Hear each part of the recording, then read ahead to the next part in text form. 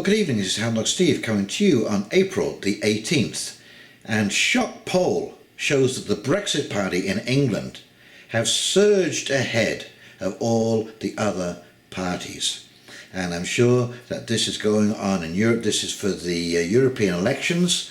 Okay, and this the Brexit Party is headed up by Nigel Farage, and he is going to be a lightning rod for the anger of the British public. And that's going to be the topic this evening. And a warm welcome back to all of you who are returning to this channel, and any newcomers, please like, comment and subscribe below. It's great to have you part of the conversation, and what a wild ride we're going on. Oh my God, I mean, it's just unbelievable, isn't it? Anyway, Nigel Farage has said that he will head up this new party, the Brexit Party, and as I say, this shock poll is showing that the Brexit Party is surging ahead. The British public are absolutely incensed.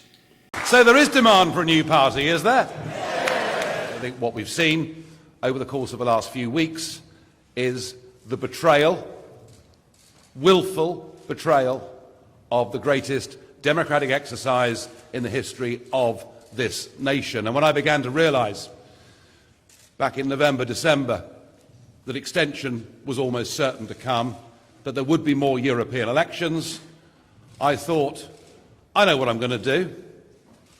I'm going to set up a party. I'm going to call it the Brexit Party. It's about democracy.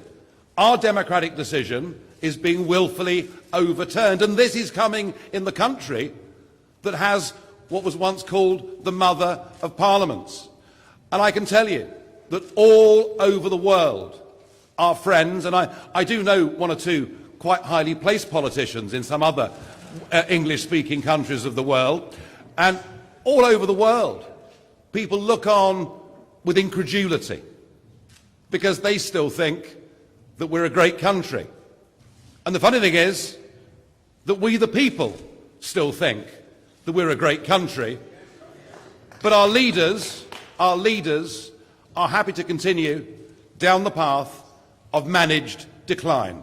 I genuinely believe right now, this nation, we are lions led by donkeys. How are we going to do? Well, I don't know, but I have been to the bookmakers this morning. And I remember in the run-up to the referendum, when it was 4-1 against Leave winning, and I went into a bookmaker's in London and put down a bet, how everybody thought it was so terribly funny. Well, I did manage to collect my winnings. And I have this morning put £1,000 on the Brexit Party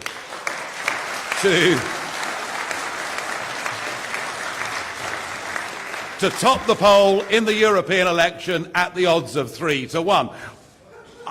Who's to say? I don't know. And you know, the Conservative Party and the Labour Party are still arguing amongst themselves, and they just have absolutely no idea that this is actually the cause of the public's anger. The inability to make a decision, the time wasting, the poor deal making, the lack of care and concern for the public and the outcome of these decisions and the future of the country. I mean, it's staggering, and it just shows you how insular these people have become. You know, they're living in this glass house, and they're throwing stones at each other, shattering every pane around them.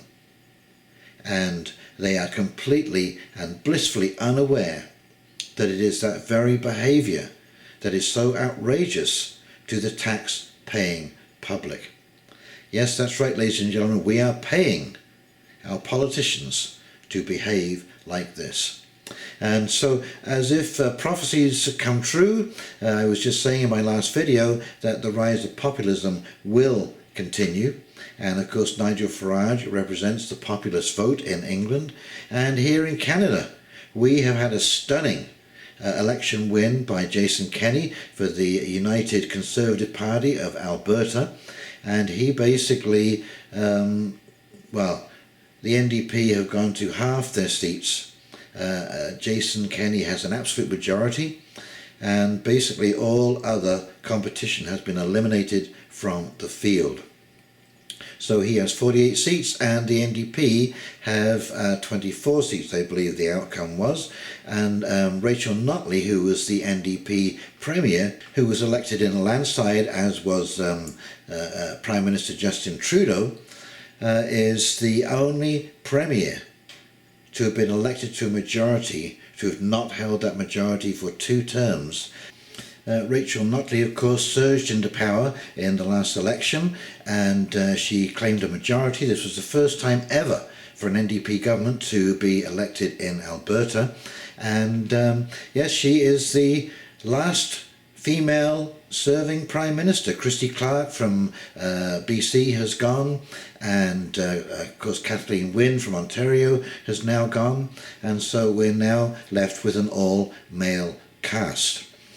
Anyway, this is just another indication of the surge in populism and the lack of faith by the public in the Liberal Democratic agenda. So in Ontario you have Premier Doug Ford, and there are 10 million residents in Ontario. In Manitoba there is Brian Pallister with about 1.4 million people. In Saskatchewan you have Scott Moe with about the same, and in Alberta now under Jason Kenney there is about 4.3 million people. So you're talking basically half the population in Canada now have gone to populist leaders, and these 4 leaders are opposed to the carbon tax that Trudeau has introduced, and it's going to be very interesting. You now have a sizable portion of the country opposing a carbon tax, and with the combined forces you may see some very interesting outcomes, so I will be absolutely fascinated to see this. Anyway, without further ado, let's flip over to these articles and I'll come back and we'll do a quick wrap up. Okie dokie, here we go. Okay, this from Zero Hedge. Farage's Brexit Party leapfrogs Tories to lead European election polls. Support for the Tories is plunging following Theresa May's latest Brexit can kick, a 6-month extension until Halloween, and as cross-party talks for a Brexit compromise stall, it appears Nigel Farage's newly formed Brexit Party is emerging as the biggest winner from all the Brexit chaos. According to the latest YouGov poll, the second in 2 days, Farage's newly formed party, which enjoyed its official coming out party on Friday during a rally in Coventry, has leapfrogged both the establishment parties in the upcoming European parliamentary elections. The poll put the Brexit Party at 23%, Labour at 22%, and the Conservatives at 17%. Change UK, the group of MPs who defected from the Conservative and Labour earlier this year, were at 8%, just behind the Green Party, 10%, and the Liberal Democrats, 9%. Intriguingly, the report suggested the Brexit Party has drawn supporters from UKIP following Farage's departure. After quitting UKIP late last year, Farage slammed the party as Islamophobic. This is an improvement from polls carried out just days ago, which shows support for the Brexit Party climbing, though it was still behind the 2 dominant parties and UKIP.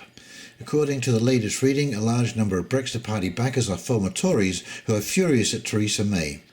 During the party's launch, Farage, who was flanked by Annunziata Rees-Mogg, the sister of Jacob Rees-Mogg, said, "I do believe that we can win these European elections and that we can again start to put the fear of God into our members of Parliament in Westminster. They deserve nothing less than that after the way they've treated us over this betrayal." Farage heralded the latest poll results on Twitter. Nigel Farage's Brexit Party set to storm EU elections with shock win, poll finds. The new Brexit Party, led by Nigel Farage, is on course to cause a political earthquake at next month's EU Parliament elections, with a new survey showing his anti-EU group ahead of both Labour and the Tories. YouGov, the Britain's main polling companies, has Farage's Brexit Party at 27%, 5 points ahead of Labour and well ahead of Theresa May's Conservative at 15%. With just a few weeks to go until elections on May 23rd, the newly formed party has surged 12% in less than a week, with Farage's former party UKIP suffering the most from the pro-Brexit group's incarnation, plunging 7% over the same period. Farage launched his new party on Friday, claiming that they would mirror UKIP on policies, but when it came to their members and candidates up for election, there would be no far-right faction, which has dogged his former party. One of those candidates standing for election will be Annunziata Rees-Mogg, the sister of Tory Brexiteer Jacob Rees-Mogg. She has twice stood to be a Conservative MP, but has now left after 35 years to join Farage's army of Brexiteers.